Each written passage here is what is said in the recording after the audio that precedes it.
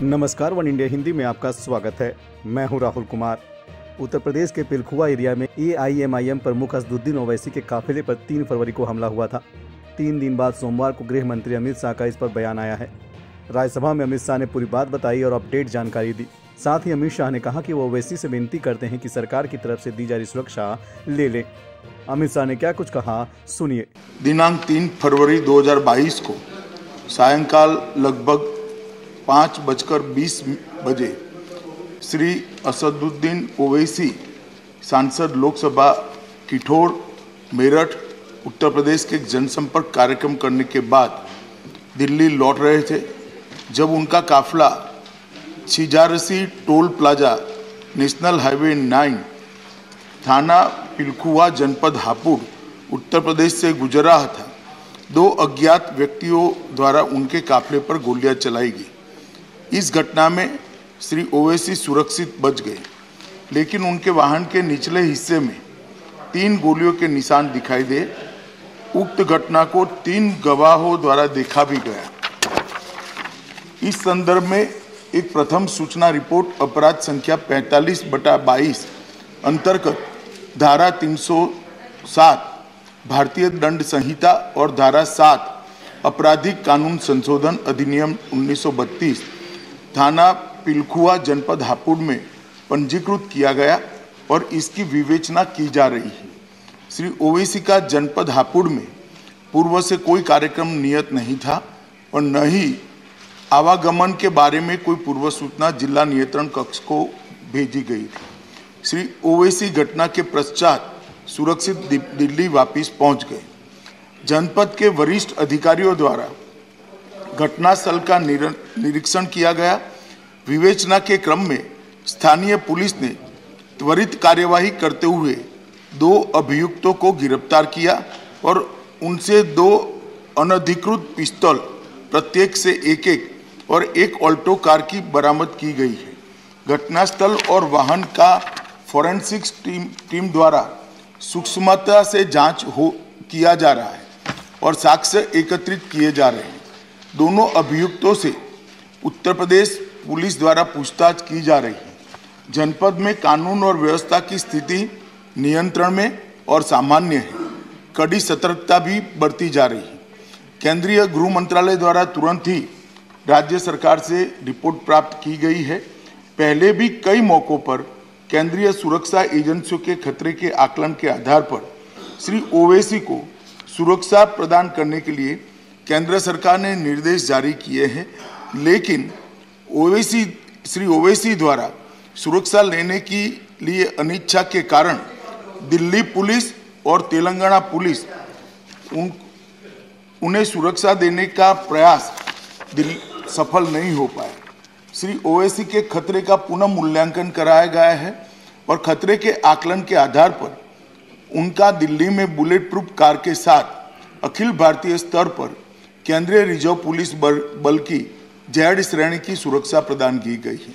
मेरा वक्तव्य समाप्त हुआ, मगर हमारे पास जो मौखिक सूचनाएं श्री ओवैसी के द्वारा भेजी गई, उन्होंने अभी भी सुरक्षा लेने से इनकार किया है।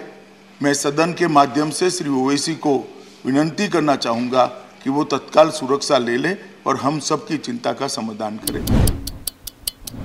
उत्तर प्रदेश विधानसभा चुनाव के मैदान में कांग्रेस अब पूरा जोर लगा रही है।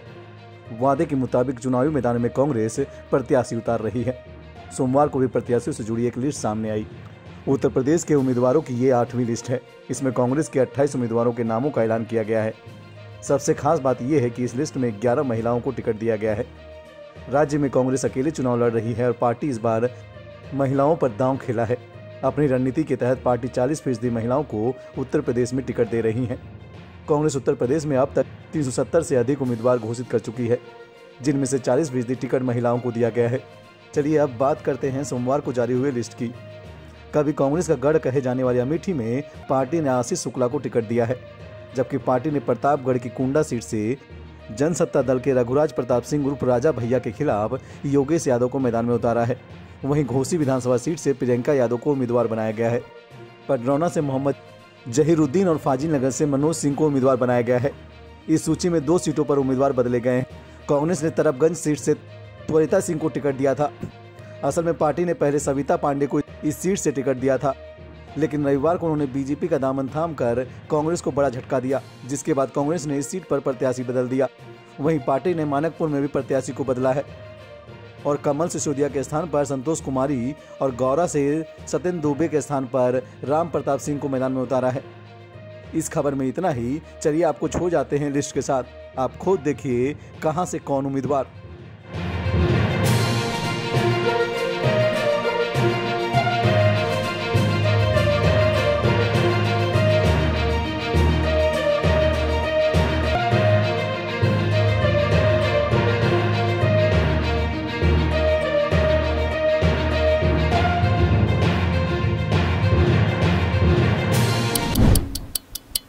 यहां तक आते आते सूख जाती है कई नदियां।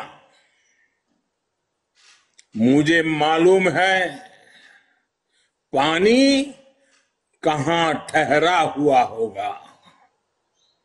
2017 से पहले उत्तर प्रदेश में भी विकास की नदी का पानी ठहरा हुआ था।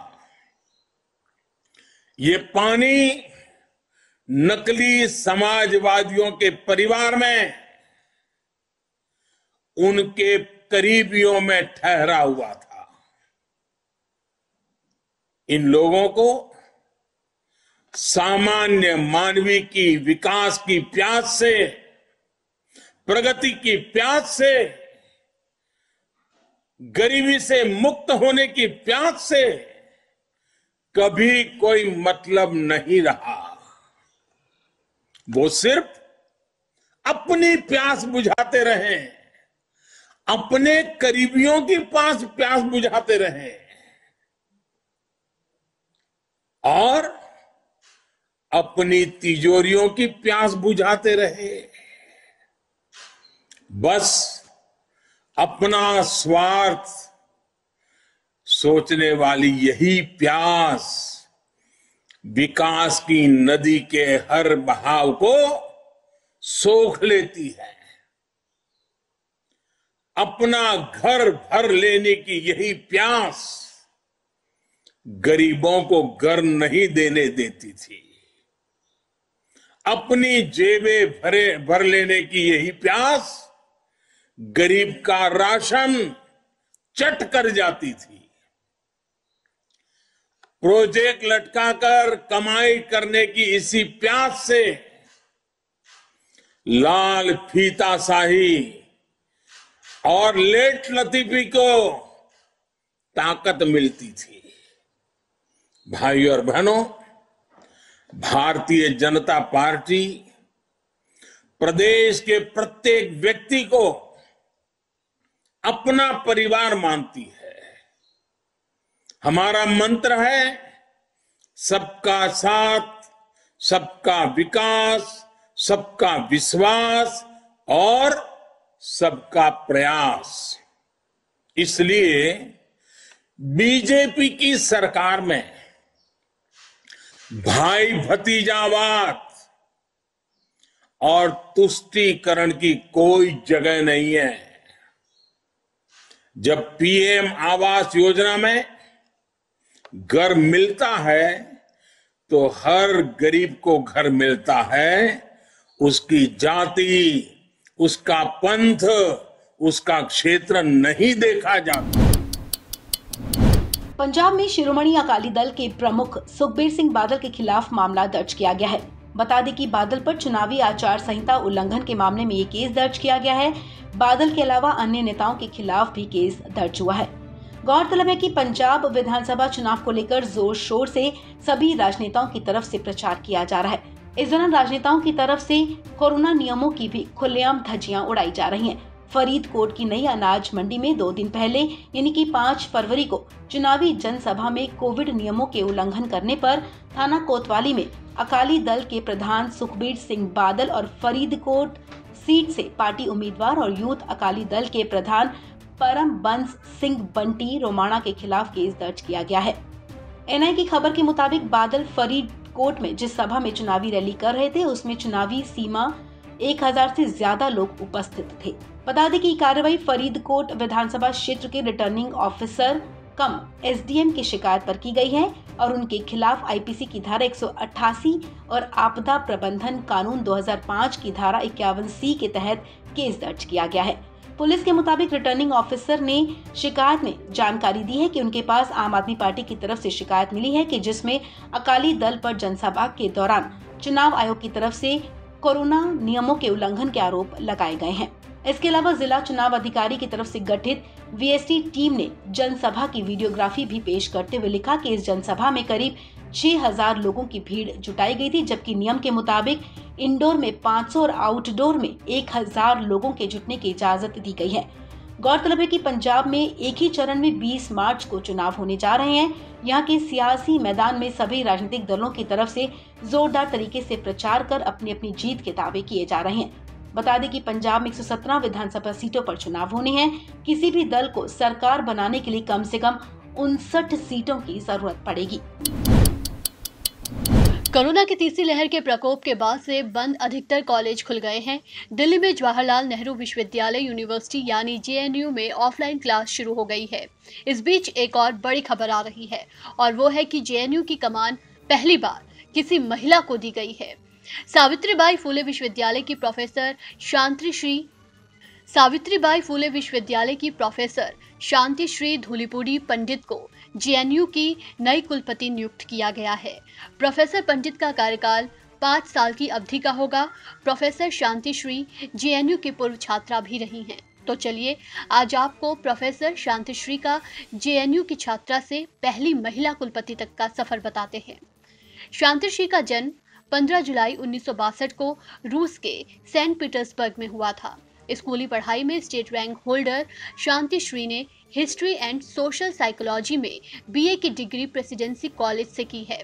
उन्होंने पॉलिटिकल साइंस से एमए किया है, फिर इंटरनेशनल रिलेशन से एमफिल किया। शांति श्री जेएनयू से ही इंटरनेशनल रिलेशंस में 83.4% स्कोर के साथ यूनिवर्सिटी की टॉपर रही हैं। वो जेएनयू में 1985 से 87 में तमिलनाडु स्टूडेंट्स एसोसिएशन की सेक्रेटरी भी रही हैं। प्रोफेसर शांति श्री को साल 1988 से अब तक कुल 34 सालों का टीचिंग एक्सपीरियंस है। सावित्रीबाई फुले पुणे यूनिवर्सिटी, गोवा यूनिवर्सिटी में भी पढ़ा चुकी हैं। फिलहाल तक professor M Jagdish Kumar JNU के वाइस चांसलर थे। अब उनको यूनिवर्सिटी ग्रांट कमीशन का नया चेयरमैन बनाया गया है। जेएनयू वीसी के तौर पर जगदीश कुमार का 5 साल का कार्यकाल 26 जनवरी 2021 को समाप्त हो गया था। इसके बाद जेएनयू के वाइस चांसलर के कार्यकाल का विस्तार किया गया था। अब प्रोफेसर शांति श्री को जेएनयू की जिम्मेदारी दे दी गई है। वो ऐसे समय में यूनिवर्सिटी की कमान संभाल रही हैं जब पूर्व कुलपति कुमार और छात्रों के एक वर्ग के बीच कई मुद्दों को लेकर मतभेद रहे हैं। ऐसे में सभी विद्यार्थियों के साथ अच्छे संबंधों को बहाल करना उनकी प्राथमिकताओं में से एक रहेगा। इस खबर में फिलहाल इतना ही। तमाम अपडेट्स के लिए बने रहिए वन इंडिया के साथ।